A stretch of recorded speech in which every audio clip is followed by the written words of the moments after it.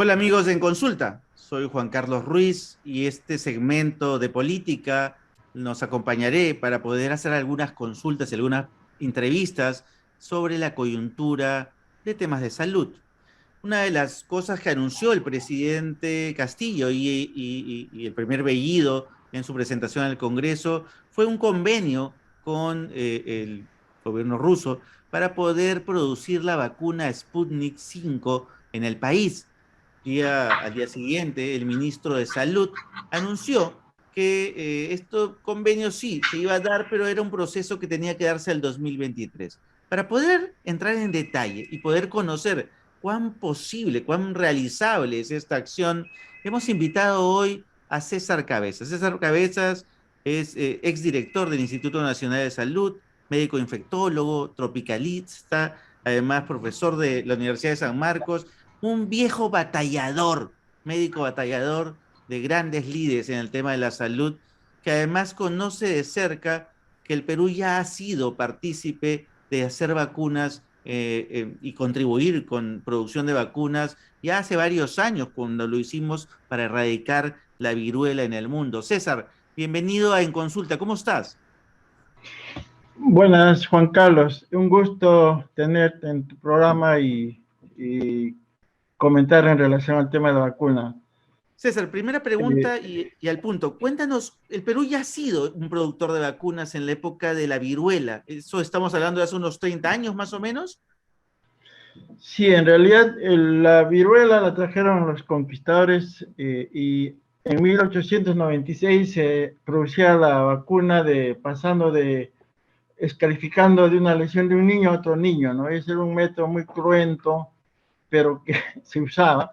Entonces, por los años 70, el Instituto Nacional de Salud empezó a producir una vacuna liofilizada, o sea que no necesita una cadena de frío muy exigente, era un polvito que después se activa con un salino y se aplica, ¿no? Y esta vacuna liofilizada contribuyó a la erradicación de la viruela y el Perú con la tecnología de esos momentos logró exportar vacunas a los países que lo necesitaban, ¿no? La ventaja de esa época es que no había patentes, entonces el que lo podía hacer lo hacía con la calidad, la garantía del caso. Entonces el Perú exportó vacunas incluso a Canadá, a Brasil y a los países vecinos y contribuyó a la erradicación de la viruela, ¿no? Que es la única enfermedad erradicada en el mundo. Y creo que también hay que destacar que acá hubo una política mundial, ¿no? De la OPS y OMS, de decir vamos a erradicar. Y para erradicar una enfermedad, toda la humanidad tiene que estar comprometida. En este caso, los países se pusieron de acuerdo y se logró ese objetivo, pero para eso, obviamente, en una guerra se necesitan armas, y esa arma era la vacuna, y los países que podían producir lo hicieron, y de esa manera se logró erradicar, ¿no? Y entiendo entonces que el Perú cumplió un rol importante en esta batalla y en esta generación de vacunas en ese momento. Y después vino, bueno, toda esta reforma económica, digamos, en los 90 que de alguna manera quitó este protagonismo y literalmente hizo que perdiéramos esta producción o esta capacidad de producción que teníamos de vacunas. Es cierto eso?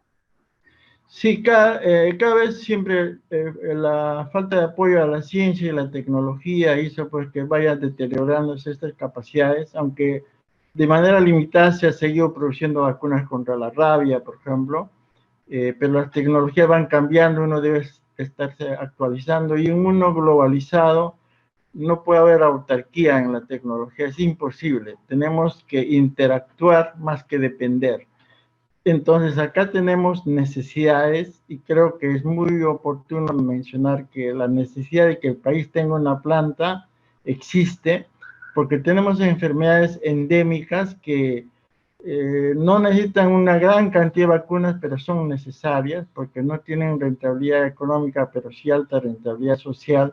Por ejemplo, la vacuna de fiebre amarilla, la vacuna de rabia, incluso la de dengue, que se trató de hacer hace unos años y no tuvo éxito, pero está pendiente el desarrollarlo, ¿no? Entonces, la ventaja de tener una planta es que tienes la oportunidad de la disponibilidad de la vacuna, ¿no? Y eso es importante en una lucha, ¿no? Porque tú puedes tener un arma muy sofisticada, pero en destiempo, y eso es lo que nos está pasando actualmente, ¿no? Cuando empezó y hay una inequidad en la distribución de vacunas. Y eso no significa que nosotros tampoco vamos a competir con las transnacionales, sino focalizar los problemas que tenemos y ser complementarios para proteger a nuestra población. Eso te Y iba a eso decir. también, esas plataformas, por ejemplo, si hiciéramos una plataforma tecnológica para producir una vacuna contra el COVID, nos serviría también para hacer vacunas para fiebre amarilla, para dengue, para rabia, etc. Entonces, según nuestras necesidades, por lo menos garantizar la disponibilidad de vacunas oportunamente en nuestro país y también en los países de la región, porque compartimos muchos problemas con los países amazónicos y andinos, ¿no? Entonces, si es, o sea, si un anuncio como el hecho de, por ejemplo, negociar o hacer este convenio con el gobierno ruso para que se ponga una planta, digamos, que produzca en principio COVID, pero que pudiese generar transferencia tecnológica o crear una transferencia tecnológica que nos permita, ¿por qué no?, producir vacunas para fiebre amarilla, para dengue, para rabia humana, que no nos va a ser un competidor económico en el mundo, no es que queramos competir con los grandes laboratorios del mundo, sino producir focalizadamente para el Perú y eventualmente para algunos países de la región andina o amazónico que justamente necesitan o requieren de estas vacunas que no son de alta exigencia en el mundo porque no lo requiere todo el mundo, sino solamente poblaciones que habitan en el Perú o en la región amazónica. Eso es cierto. Entonces, no es incompatible con que sigamos comprando las vacunas de última generación o de otras tecnologías del COVID o de no COVID, obviamente. Claro, eso es importante decirlo, ¿no? Ahorita estamos, digamos, enfrentando la pandemia y la debemos hacer de la mejor manera y el esfuerzo que se está haciendo yo creo que es importante, ¿no?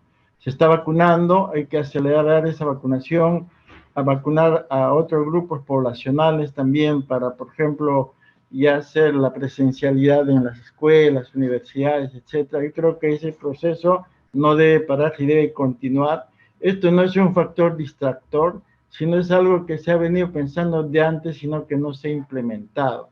Y creo que es la oportunidad y el COVID nos ha hecho ver, todos nosotros hemos sido testigos de esto, ¿no? Tienes un hijo, un hermano que todavía no tiene la vacuna porque no tenemos disponible y dependemos de eso, ¿no? Y creo que se está avanzando en este proceso de vacunación y eso es importante.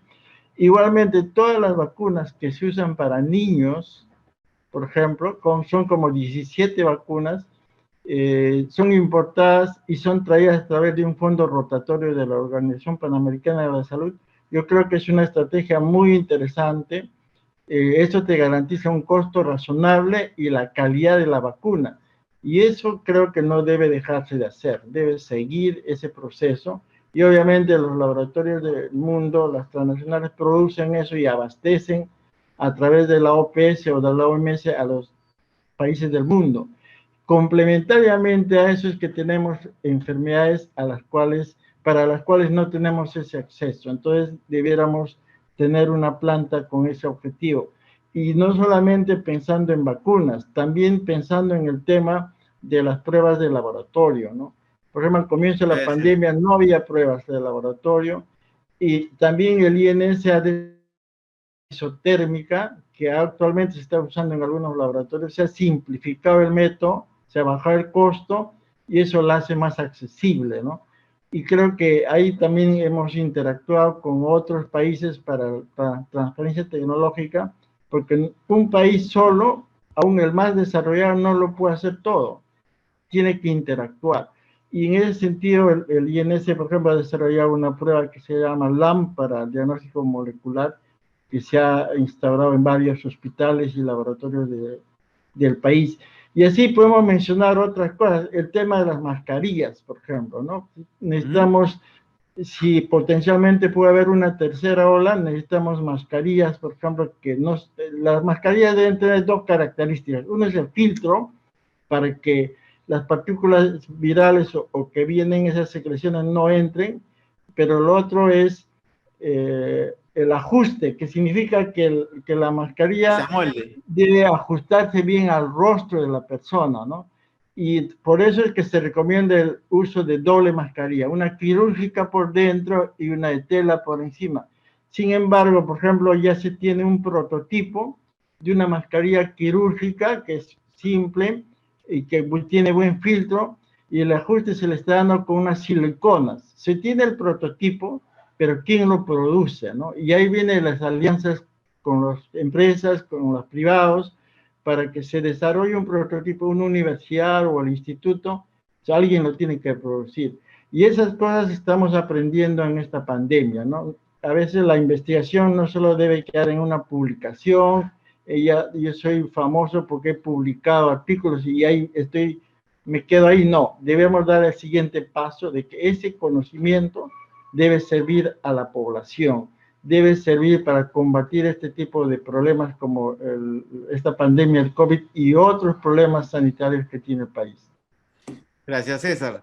Amigos de Consulta, entonces, lo dice un experto como César Cabezas. Tenemos la oportunidad, es una oportunidad que no debemos desaprovechar. Tenemos que generar una autonomía para producir vacunas focalizadas. No se trata de convertirnos en un gran actor económico, un gran laboratorio que compita con los grandes. No, se trata de producir vacunas para poder abastecer determinadas enfermedades que ocurren en nuestro territorio o en territorios afines que comparten enfermedades como las nuestras. Uno, dos, producir pruebas moleculares, producir pruebas de diagnóstico, producir mascarillas, producir elementos, ¿no es cierto?, que nos permitan estar preparados y mejor equipados y no ser totalmente dependientes de esas importaciones que eventualmente podemos producir para poder estar mejor equipados y que una futura pandemia o una siguiente ola no nos agarre o no nos vuelva a agarrar con los pantalones abajo. Gracias, César, por estar con nosotros esta noche y nos encontramos en una nueva ocasión, amigos, en otra entrevista de política aquí en Consulta. Muchas gracias por acompañarnos. Muchas gracias también, Juan Carlos, y felicitaciones por su programa. Gracias a ti, César.